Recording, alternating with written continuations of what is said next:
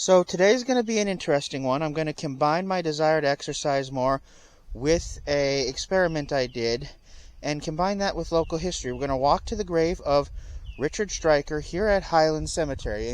Infamous murder case that happened. A body found dead on Frog Island at the age of 7. So let's get right to it. We're at Highland Cemetery and we're just going to walk to the entrance here. Walk through it.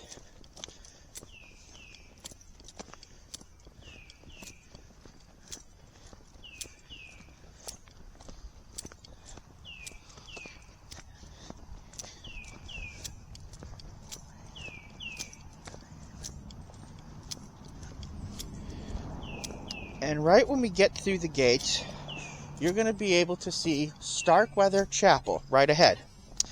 Starkweather Chapel is unfortunately in disrepair, and you may recognize the name Starkweather if you're someone who is local.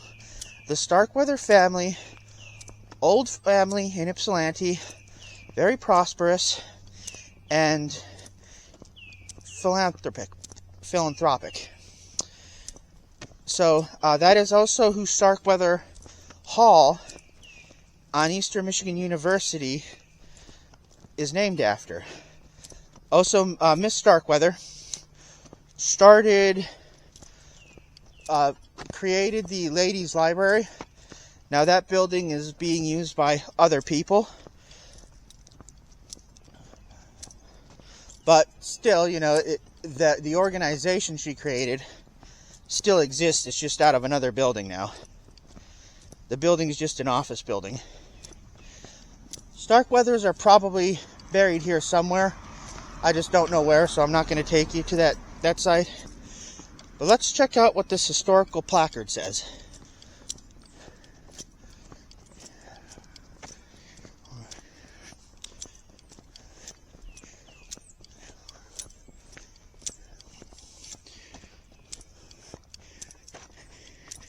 Okay, I don't know how well you'll be able to see what's actually on the placard here. So this is actually not... Stone Chapel. Oh, here we go. So the Stone Chapel was commissioned in 1888 by Mary Ann Starkweather in honor of her husband John. Designed by Detroit architect George Mason of Mason and Rice, the Romanesque Revival-style chapel was completed in 1889 and retains most of its original Tiffany windows. Stained glass detail. Wrought iron gates were commissioned in 1910 by Louis Voorhees. Okay, that's got nothing to do with the Starkweathers, talking in general stuff here. So let's proceed onward. You just go around this loop here.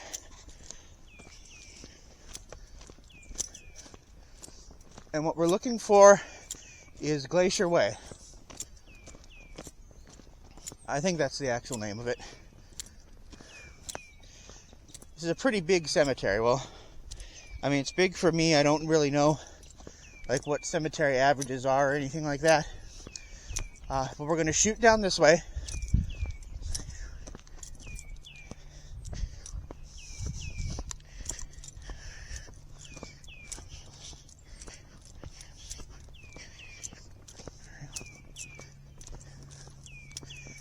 And we're, for all intents and purposes, going to go to the back of the cemetery.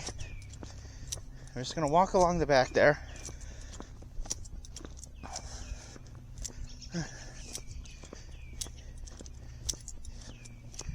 It's very expansive, like I said, I don't know what the size of cemeteries are, but I know certainly of all the ones in Ypsilanti, this is the largest. And it's fascinating to me to see what graves are still getting added to.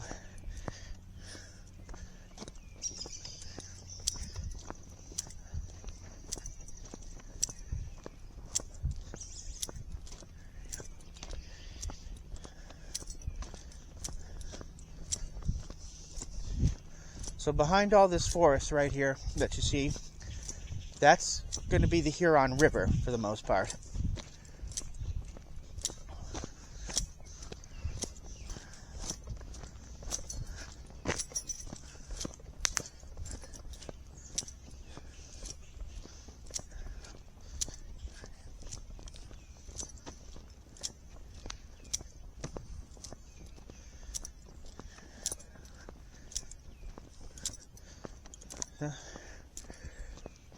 Here we see a family plot. It's got this nice little step stair stuff. Got the big headstone right there, the Voorhees family.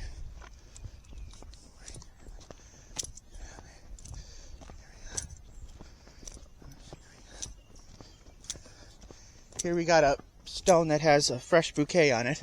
Let's just check out how old that stone is, if we can even read it. Some of these are so weathered.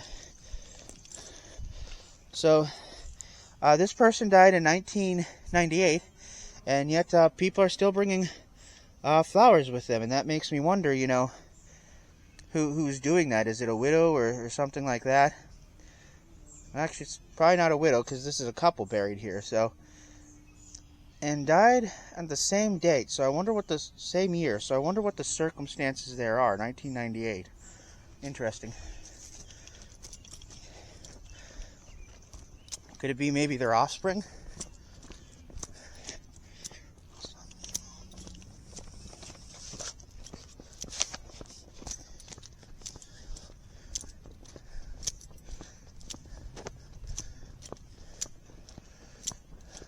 People have asked me before, how can I not get creeped out walking through these cemeteries? Well, because in the heart of hearts, like I said, I don't believe in ghosts. I do not believe if there are, they would haunt a cemetery.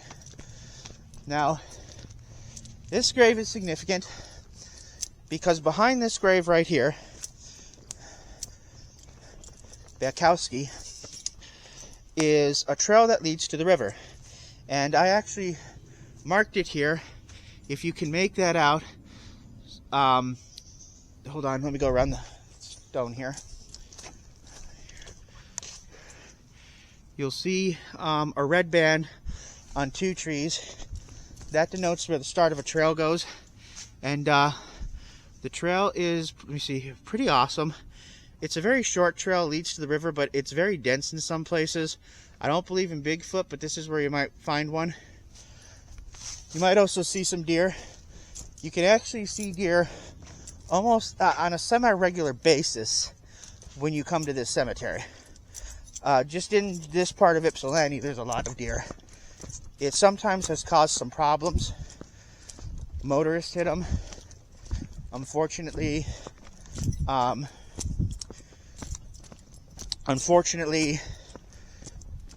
motorcyclist died when they struck one.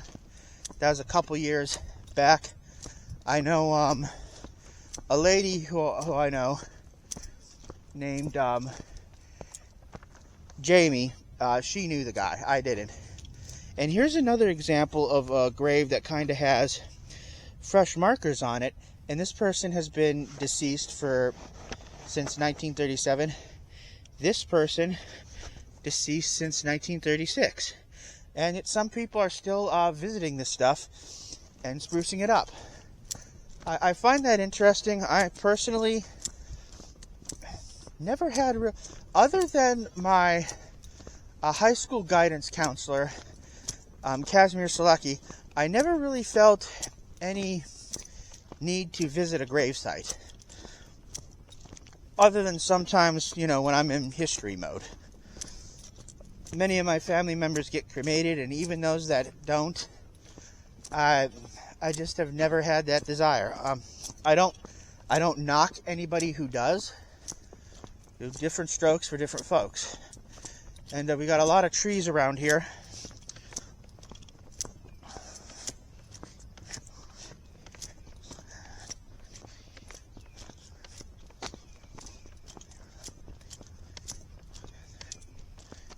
Should be coming to it pretty soon here.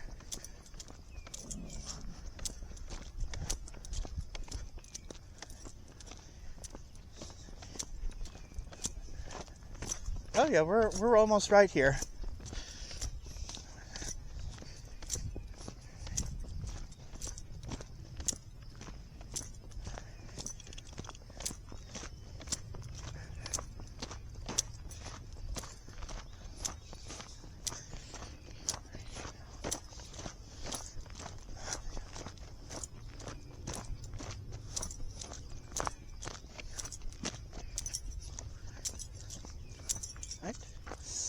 Okay, so basically here we are, and his grave is very distinct and recognizable. It's got a snow sled.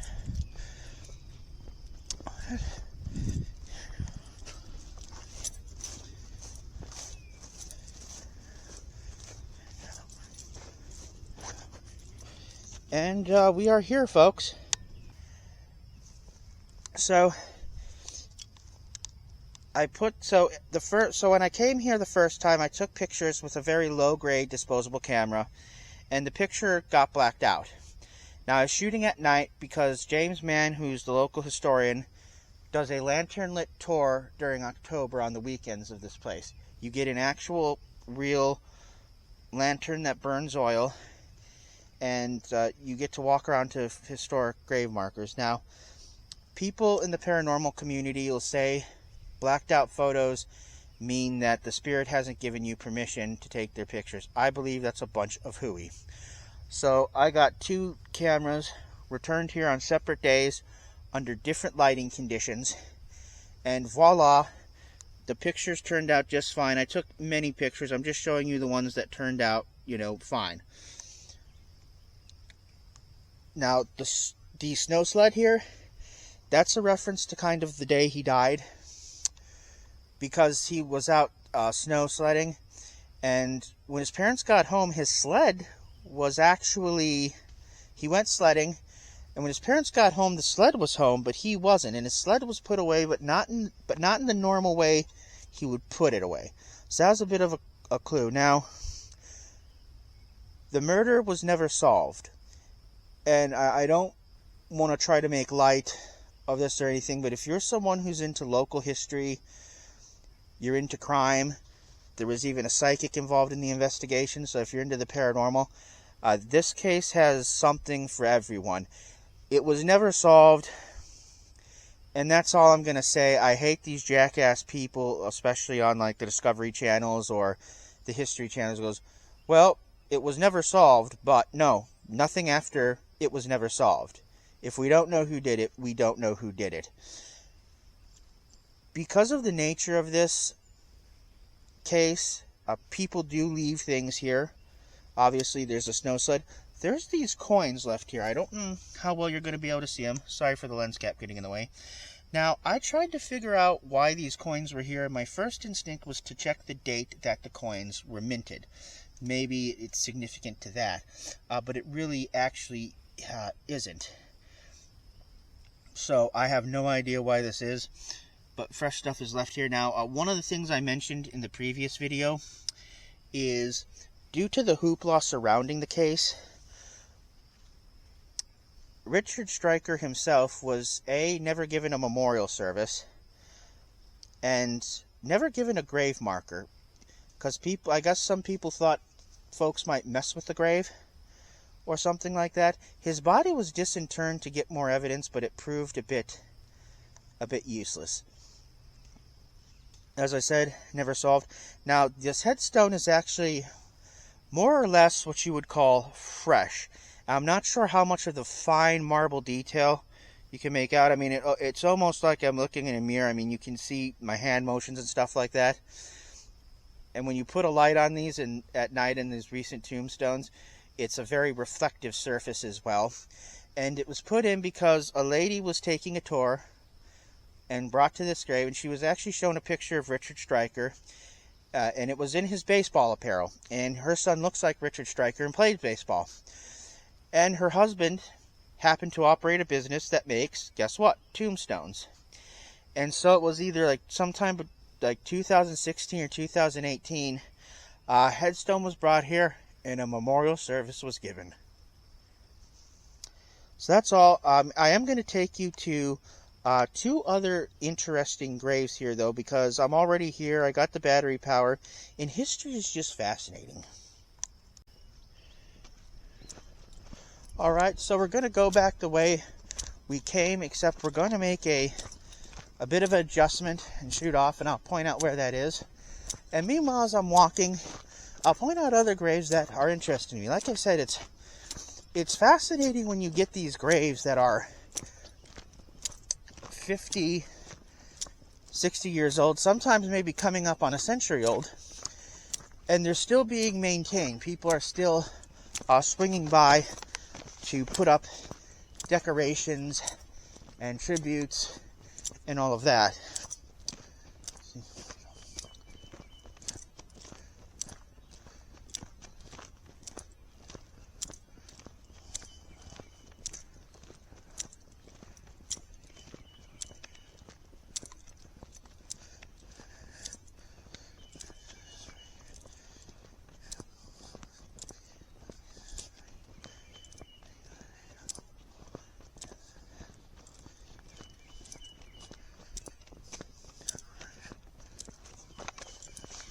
Alright, so again, we're walking along the back of the cemetery here, and I don't know how well you can make this out. This isn't the highest resolution camcorder, but it's hilly terrain. A nice terrain to walk for a couple hours if you're preparing for a hike.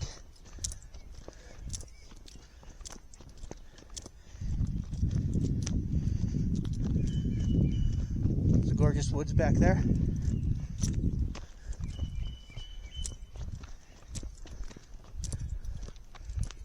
Here, zoom in on that.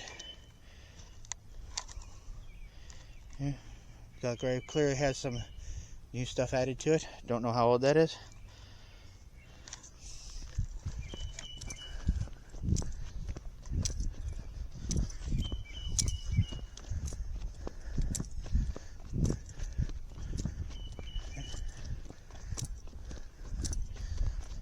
Some of these stones here are so weathered you can barely, like this is a good example right here.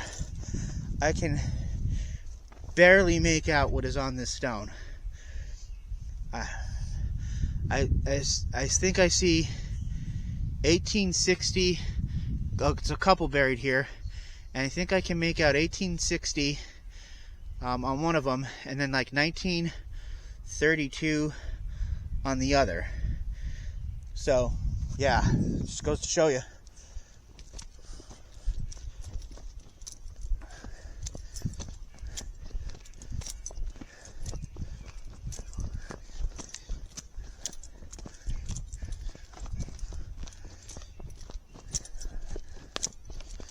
When it comes to the veteran sections of these places, I do kind of wonder is it family that plants the flags here on, say, I don't know, Memorial Day or Veterans Day, or is it organizations that do it?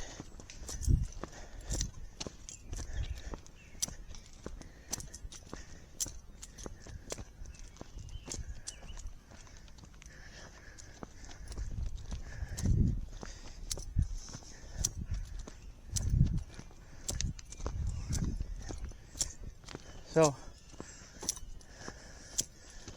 most modern graveyards these days, a lot of them opt to have the one that's just kind of flat on the ground.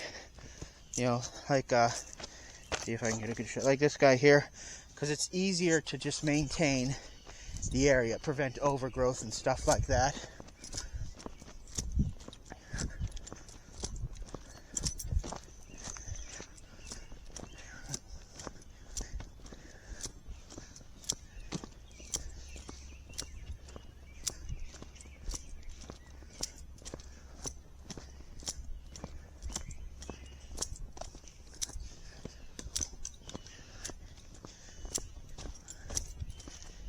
And here we're about to get to the high point, pun intended, of Highland Cemetery.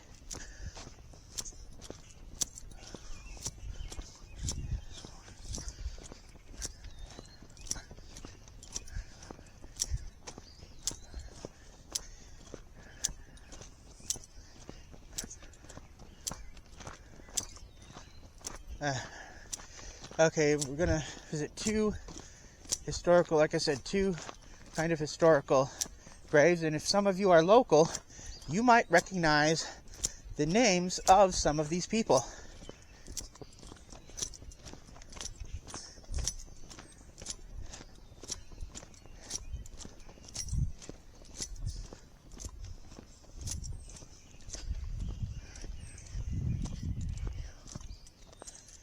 this is interesting. This person made a bench for people.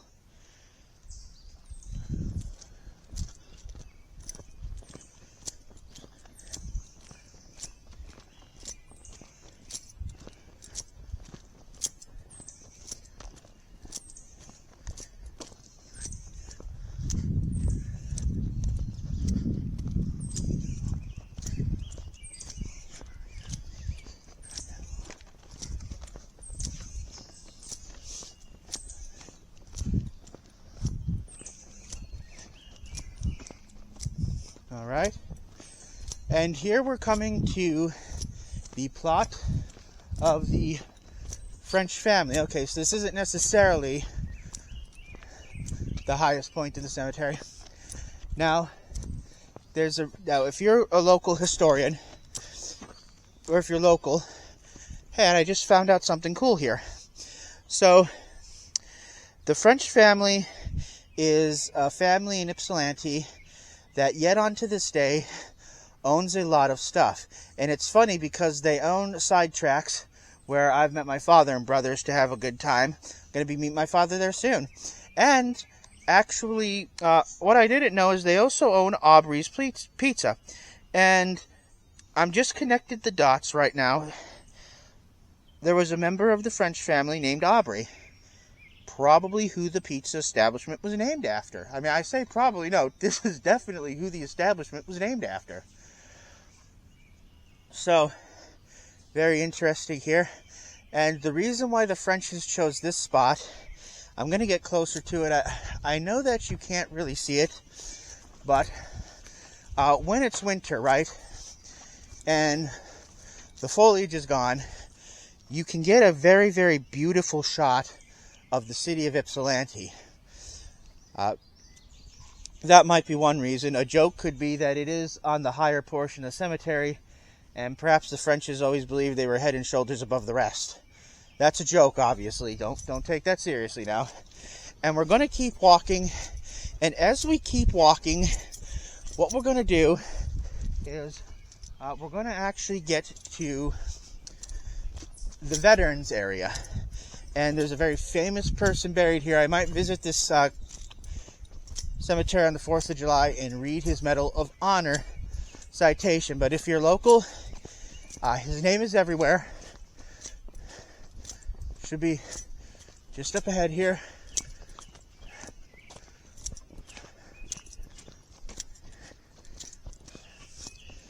Yeah. Yep. We're definitely getting to the veteran section here.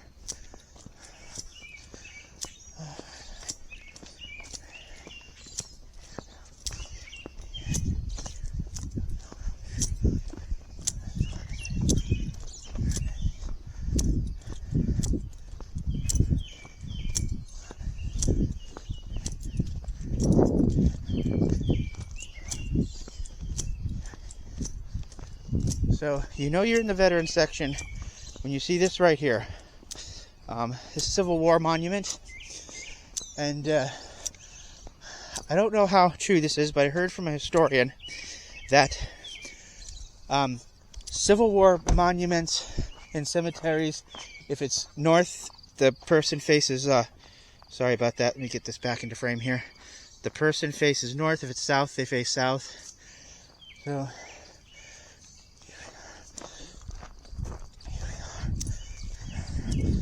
So here we are, grave of Charles Kettles.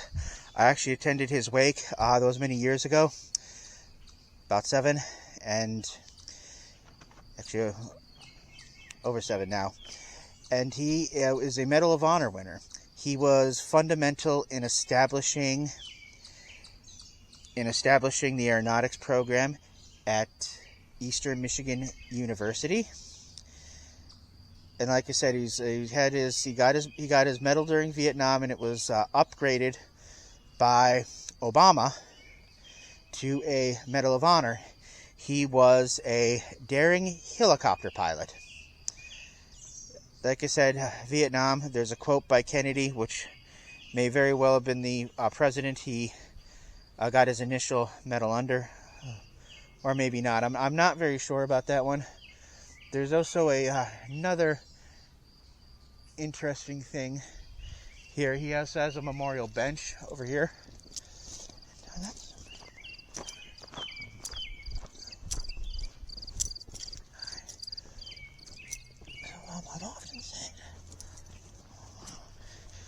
So,